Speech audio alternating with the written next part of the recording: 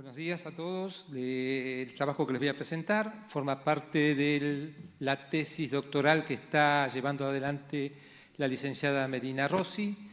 Es análisis de las estructuras de defensa costera que en los partidos de Avellaneda, Berazategui y Quilmes, en la provincia de Buenos Aires.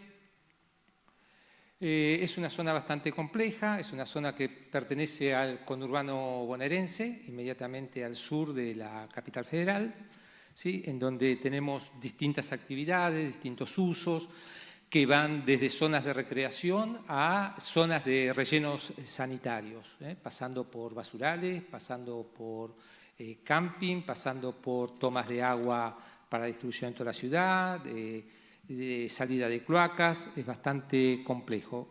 El paisaje original está altamente modificado y es lo que vamos a evaluar en función de las defensas que se han realizado. El objetivo, como estamos diciendo, es identificar y caracterizar, ¿sí?, y mapear las defensas costeras que se han realizado y el efecto que éstas han generado en el medio y los pros y los contras, y aportar herramientas para su uso. Para ubicarnos en el lugar, esto es el Riachuelo, es el sur de la capital federal. Los partidos son Avellaneda, Quilmes y Berazategui. Casi 1,5 millones de habitantes entre estas tres localidades del conurbano. 40 kilómetros de costas analizados. La tesis de Medina va más amplia que la zona costera, pero bueno, en este caso estamos hablando de estas condiciones que se han modificado sustancialmente y que han tenido efectos sobre la línea de costa. ¿Dónde estamos? Estamos en el estuario de lo que se conoce como Río de la Plata. Sabemos que es un estuario, en donde descargan 150 millones de sedimentos el Paraná y hay una corriente de deriva en sentido contrario a la descarga del Paraná que funciona de sur a norte sobre la zona costera y es la que abastece de sedimentos a las playas que se desarrollaron en el estuario, ¿no? La evolución geomorfológica de este lugar es muy completa, la ha realizado el doctor Cavalotto y la gente del Servicio de Hidrografía Naval. Es posglaciación, ¿sí?, inundación, generado un acantilado que atraviesa el sur, toda la capital federal, la parte norte y la parte sur de las inmediaciones de la ciudad de Buenos Aires. Posteriormente una progradación costera. Estos depósitos holocenos han tenido distintos orígenes, pero todos de tipo marino. Tenemos planicie de marea, antiguas playas, cordones litorales, ¿no? O sea, son todos depósitos muy recientes. Y la zona fundamentalmente está retrabajada. La zona hidráulica se debe al oleaje y a las sudestadas, que son los principales moderadores que tiene el lugar. ¿Sí? ¿Cómo se trabajó? Bueno, como se dijo ayer, no puede faltar en ningún trabajo el trabajo de campo. Ir y observar y relevar información de campo. Análisis de fotografías. Ya muchos no quieren hablar de fotografías aéreas, pero gracias a que tenemos fotografías aéreas podemos viajar en el tiempo y poder evaluar los cambios que se han realizado y generar una cuestión cronológica para ver cómo esto ha afectado al medio. Y después sumamos todo lo que son imágenes y la aplicación de modelos. Nunca debe faltar el trabajo de campo. Bien, este es el mapa que se relevó de defensas costeras. Tenemos zonas que mantienen la naturaleza, tenemos zonas que están protegidas por una cuestión estratégica. Acá está el polo petroquímico, ¿sí?, y las destilerías. Tenemos zonas que se han protegido con un objeto, digamos, derivado de hacer un puerto que indicó el material y desplazó una zona erosiva. ¿Sí? Se hicieron defensas que las vamos a ir evaluando, que son defensas paredones verticales, y zonas donde por recreación se hicieron también pasarelas y se hicieron estructuras que tuvieron que con el tiempo empezar a trabajarse y defenderse. Tenemos en el lugar, por suerte, algunas zonas naturales, ¿sí? En Avellaneda tenemos la típica costa del estuario, que es esta costa en la cual el margen está asociada a juncos, a un bosque ribereño, ¿sí?, y amplias playas con barras y canales. Ridge and Runnel, para los que les gusta la parte más sedimentaria, y que ha empezado a ser, además del polo petroquímico, ha empezado a ser avanzada sobre la costa con restos de escombro, ¿no? Ahí hablamos que son defensas del tipo de montículos o piedraplenes. ¿Por qué se tiran los escombros sobre la costa? Porque estas megaciudades tienen inmensas cantidades de escombros que se generan diariamente por demoliciones y no se saben dónde ponerlo. Y lamentablemente, muchas veces, con el objeto de decir que se trabaja sobre la costa para protegerla, se tiran los escombros sobre la costa, ¿no? Y esto pasó en la ciudad de Buenos Aires, y pasa en Olivos, pasa en Vicente López, pasa en San Isidro, pasa en Avellaneda, pasa en Quilmes, pasa en todos los lugares. Esta es la costa de Quilmes. La costa de Quilmes es la que más ha desarrollado desde el punto de vista del ocio, de la recreación, la costa. La familia Bember, ¿no? Que a algunos debe sonar por la cineasta, pero les va a sonar más cuando le diga que son los fundadores de la cerveza Quilmes, la maltería Quilmes, del barrio Quilmes.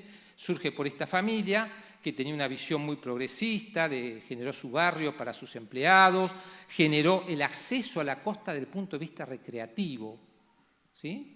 O sea, y tuvo otra filosofía distinta a la que tuvo Avellaneda o la que tuvo Berazategui, donde está la planta de abastecimiento de agua de gran parte de la capital y Buenos Aires, y también está la planta de tratamiento de cloacas, ¿sí?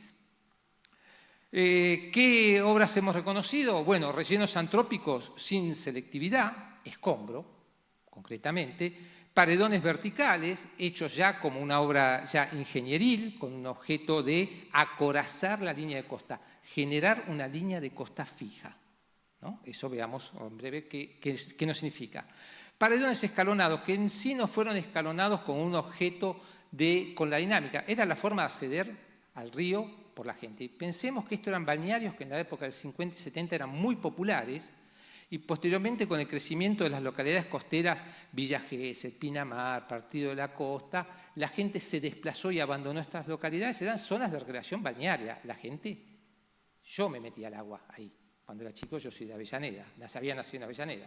Bien, entonces empezamos a ver los problemas que tenían estas defensas, los paredones verticales. Acá nos enfocamos mucho en lo que es Quilmes, y veíamos que nuestro rango de mareas, que en la ciudad de Buenos Aires es de 1 metro, o sea, de 0,90 a 1,70, 1,80, de pronto tenía problemáticas de qué tipo. La sudestada hacía subir el río a más de 3 metros en tormentas ordinarias, y en extraordinarias llegó a subirla en el año 42 más de 4 metros. Nunca más se repitió, ¿no? Ahí es un interrogante para el cambio climático, ¿por qué no se repitió?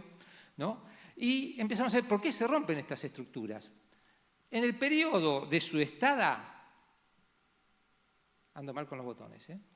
Ahí está. En el periodo de sudestada común, que estamos viendo arriba, el oleaje no alcanza la base, pero sí genera reflexión de olas, pero no genera un efecto significativo contra el paredón, que es cuando uno esperaría que la obra sufra más, ¿no? Estamos hablando que acá hay un sustrato portante, porque está el ensenadense por debajo, porque esto se trabaja sobre la plataforma de abrasión que dejó el retroceso de la línea de costa que formó el acantilado, por lo cual tiene sustentabilidad.